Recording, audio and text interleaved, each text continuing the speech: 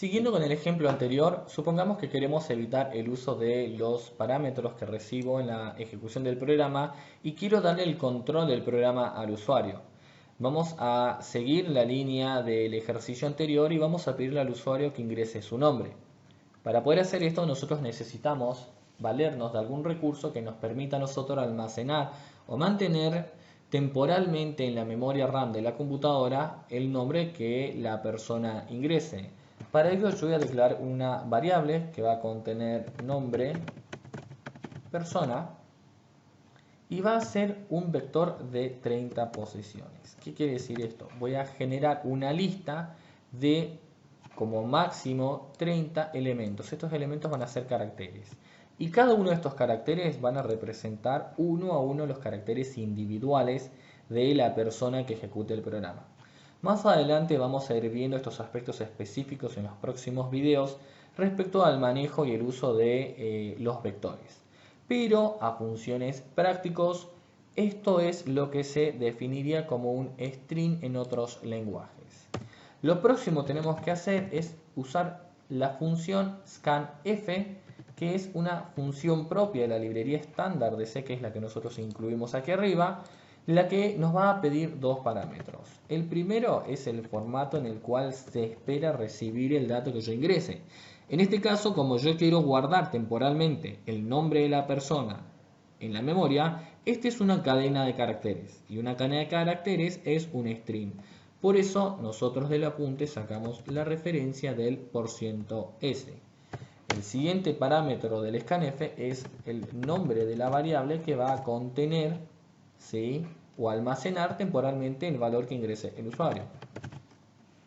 Ahora lo que voy a hacer simplemente es reemplazar el argumentos b corta subíndice 1 por el nombre de la variable que nosotros declaramos. Si veo rapidito, todo lo que acabamos de escribir es correcto.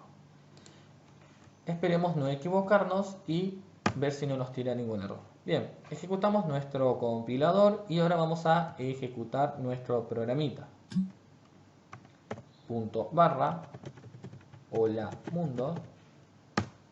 ¿Y qué es lo que pasa? Yo veo el cursor parpadeando acá y supongamos que yo soy el usuario. Yo no entiendo qué es lo que tengo que hacer, por ende empiezo a teclear cualquier cosa y presiono un enter. ¿Qué es lo que ocurrió? Me mostró en pantalla efectivamente lo que yo quería ver. Sin embargo, lo que yo estoy mostrando acá, sinceramente no tiene nada que ver con mi nombre. Pero ¿qué fue lo que pasó? El usuario no supo qué es lo que tenía que hacer porque no tenía una retroalimentación lo suficientemente rica como para saber que este programa le iba a pedir el nombre. Entonces, antes de la instrucción scanf, es necesario que nosotros le indiquemos al usuario con un mensajito qué es lo que tiene que hacer. Vamos a poner un printf donde va a decir ingrese su nombre, dos puntos, y voy a dejar un espacio. ¿Por qué dejo un espacio y por qué no pongo el carácter de salto de línea? Porque yo quiero que el mensaje que aparezca en pantalla me permita a mí ingresar el nombre junto a este mensaje. Si nosotros miramos, yo vuelvo a compilar nuestro mensaje y lo ejecuto, ahora sí sé qué es lo que tengo que hacer y voy a escribir mi nombre.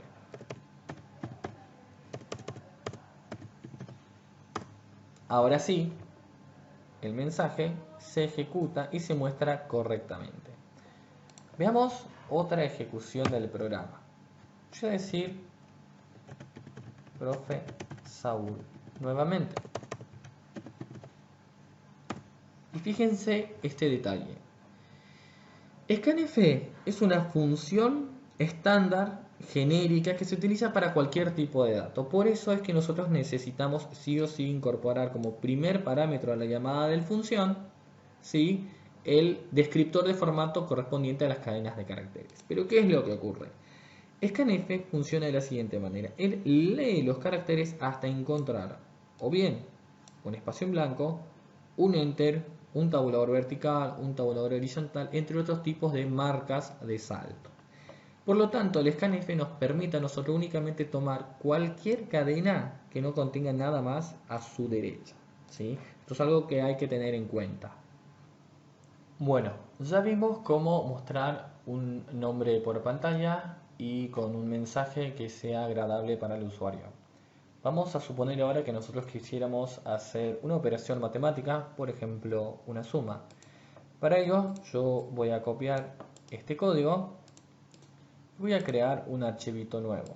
Lo vamos a guardar en el escritorio de nuestra computadora y lo vamos a llamar sumas.c. Siempre es importante recordar la extensión de los archivos. Bien, vamos a pegar el código fuente original y vamos a borrar todo esto porque vamos a escribir un programita desde cero. Bien, nuestro ejemplo consistirá en pedir al usuario dos números y en mostrarlos sumados por pantalla.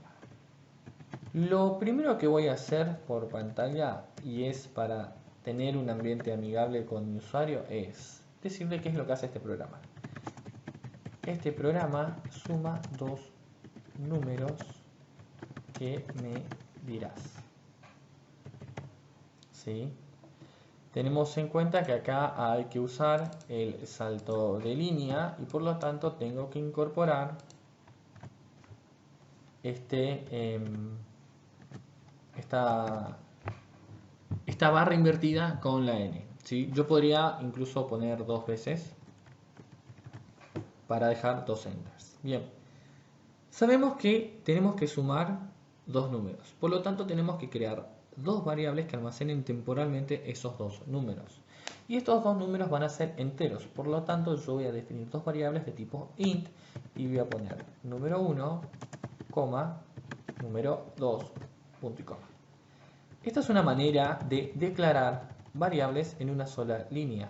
Todas las variables que vengan después del tipo y vengan separados con una coma van a ser todas del mismo tipo, en este caso enteras.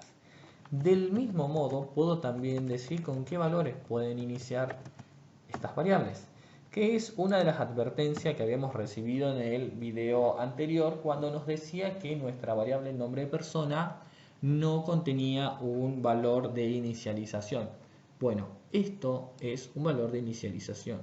En el código yo estoy diciendo que número 1 y número 2 valen 0.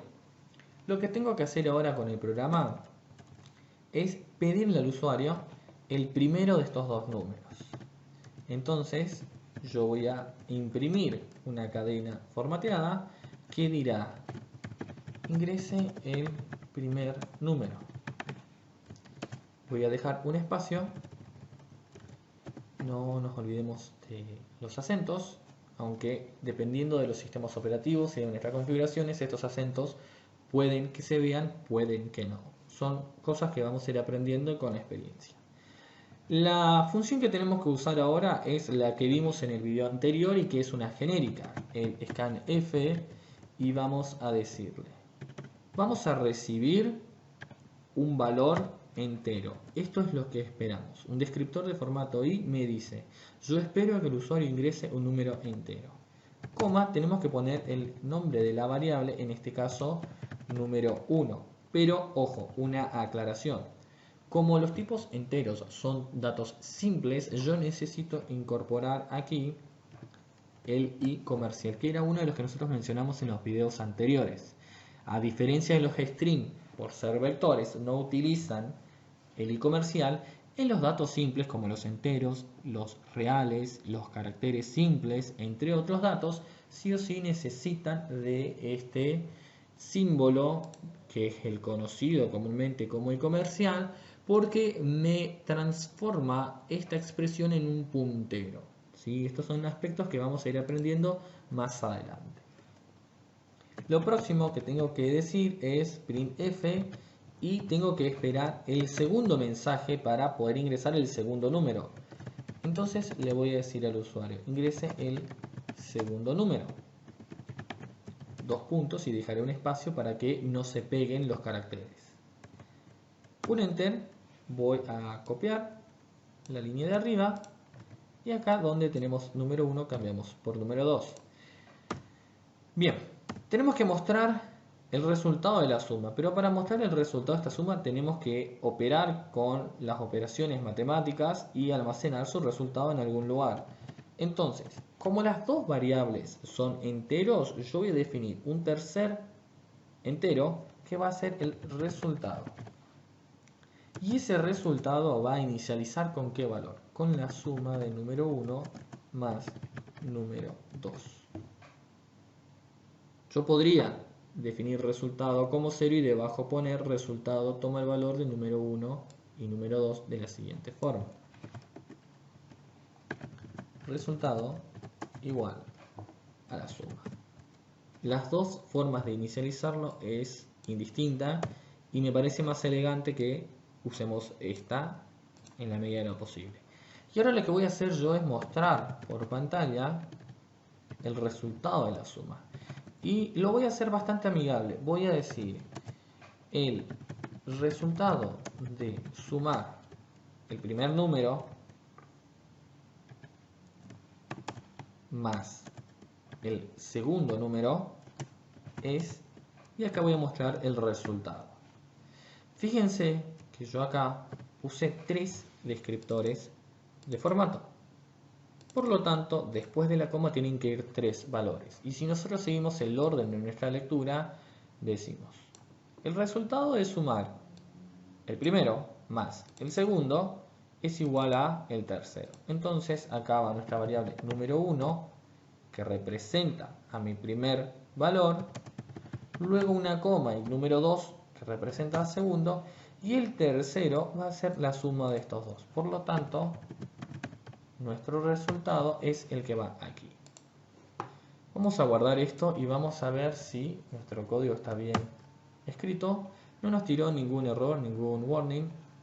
Acá, ¿qué pasó? Yo ejecuté directamente la línea de instrucción para el ejercicio anterior. Tenemos que cambiar acá los nombres de nuestros parámetros. Se llaman sumas el código fuente y sumas el nombre de nuestro ejecutable. Ahora sí. Y nos dice, hay una declaración implícita de printf en la línea número 6. Aquí. ¿Sí? ¿Qué es lo que faltó acá? Si nosotros leemos un poquitito y comparamos el de la línea 4 con el de la línea 6, nos falta un carácter. El print lleva tf al final. ¿Sí? Guardamos. Volvemos a compilar el programa. Ahora sí está todo correcto y vamos a hacer la llamada a nuestro ejecutable sumas. Este programa suma dos números que me dirás. Ese es el mensaje de bienvenida que me da, entonces yo sé qué es lo que va a hacer mi programa. Y me pide ingresar el primer valor. Por ejemplo, yo ingreso un 5 y presiono el Enter. Y mi segundo número es el 3. Teóricamente, si nosotros hacemos bien los cálculos mentales, esto me tiene que dar 8. Entonces me dice, el resultado de sumar 5 más 3 es 8. ¿Y qué pasa acá? Quedó pegado a nuestro resultado la salida de nuestro intérprete de comandos, de nuestro prompt como lo conocemos nosotros. Voy a limpiar la pantalla y esto lo vamos a solucionar añadiendo el salto de línea o enter a nuestro código fuente. Si volvemos a compilarlo y volvemos a ejecutarlo, 5 más 3 es igual a 8. Entonces acá tenemos una salida más linda de nuestro programa.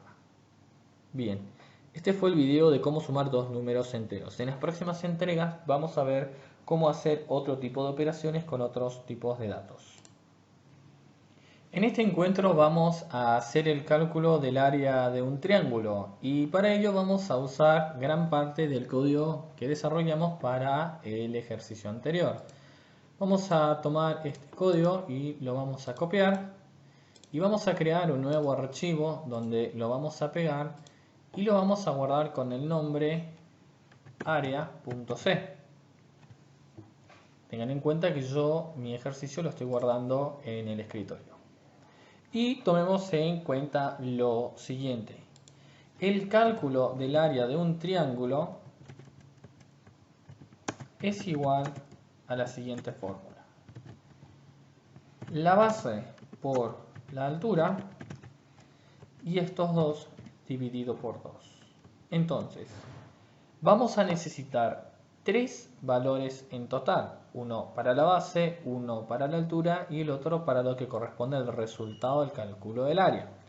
Por lo tanto, si seguimos el código del ejercicio anterior, podemos aprovechar gran parte de las líneas de código que ya teníamos. Vamos a cambiar el mensaje de bienvenida del programa y vamos a decir, este programa calculará el área de un triángulo. Por lo tanto, si nosotros vamos a hacer cálculos que involucren generalmente divisiones, y no solamente por el aspecto matemático que esto conlleva, también porque el área en sí se tiene que expresar en un tipo de dato diferente al entero, tenemos que usar acá un float, ¿sí? Ya no vamos a usar enteros, sino que las variables que vamos a declarar van a ser float. Y vamos a cambiarle los nombres, no le vamos a poner número 1 y número 2, sino le vamos a poner base y altura. Para que nuestras variables tengan un poco más de definición y de relación con lo que nosotros estamos trabajando. En vez de que nos diga el mensaje en la pantalla ingrese el primer número, vamos a decirle que ingrese la base del triángulo. Y acá, en vez de pasar como parámetro a scanf número 1, vamos a pasarle base. También recuerden que lleva el apuntador y también acá en el descriptor de formato no lleva la i, sino que lleva el %f, como está en el apunte de cátedra. El siguiente elemento que le vamos a pedir al usuario es que ingrese la altura, por lo tanto dirá el mensaje ingrese la altura del triángulo. Y reemplazamos número 2 por altura. El descriptor de formato de i lo pasamos a f. El resultado del cálculo va a ser un float también, porque si no perderíamos parte de los valores decimales después de la coma. Y diremos que esto es el área de nuestro programa. Y como dijimos, el cálculo se realiza de la siguiente manera. Base por altura, todo esto dividido 2. Tengan en cuenta que nosotros en los últimos videos, incluyendo a este, hemos visto los operadores matemática, suma, multiplicación y división. Y para la resta utilizaríamos el guión habitual de la resta, que es este aquí. Bien, una vez calculado el resultado del área, vamos a mostrar y diremos por pantalla el resultado del área del triángulo es, vamos a remover los otros parámetros y vamos a dejar uno solo. Vamos a dejar el %f como descriptor del formato para imprimir en ese lugar el resultado del cálculo del área, y vamos a dejar aquí nuestra variable área. Guardamos y compilaremos. Para compilar vamos a reemplazar acá por área.c y por área el nombre de nuestro ejecutable. Si no cometimos ningún error, no nos debería de aparecer ningún mensajito. Y acá vamos a llamar al ejecutable de área. Entonces, el programa nos da la bienvenida. Nos dice, este programa calculará el área de un triángulo y me pide a mí el primer valor. Dice, ingrese la base del triángulo. Supongamos que la base del triángulo es 13,25. Y me dice, ingrese la altura del triángulo. Supongamos 18,20. Y el cálculo es este acá. Fíjense un detalle, la cantidad de dígitos que tiene después de lo que se supone que es la coma, simplemente por unos aspectos de configuración del sistema operativo, la coma decimal es reemplazada por el punto. Vamos a corregir esto y digamos, bueno, no quiero ver tantos decimales después de la coma, porque si yo tengo que imprimir un informe donde el número de los decimales después de la coma varía, veríamos en este informe o impreso por pantalla lo que nosotros conocemos como el famoso diente de serrucho, que por lo general no es bien visto a la hora de presentar informes. Vamos a limpiar la pantalla y vamos a corregir esto aquí. En la línea número 13, donde tenemos el print formateado, ¿sí? La impresión del mensaje formateado, donde tenemos el parámetro del marcador de descriptor de formato por %f, vamos a añadirle el punto 2. Cuando nuestro intérprete llegue a esta línea y encuentre el punto 2, él sabrá que después de la coma decimal tiene que poner únicamente 2 de los dígitos y descartará los demás. Hagamos la prueba. Volvemos a compilar nuestro programa y ahora lo ejecutamos. Y ingresaremos dos valores cualquiera. Y ahora vemos que el resultado ya tiene solamente 2 decimales.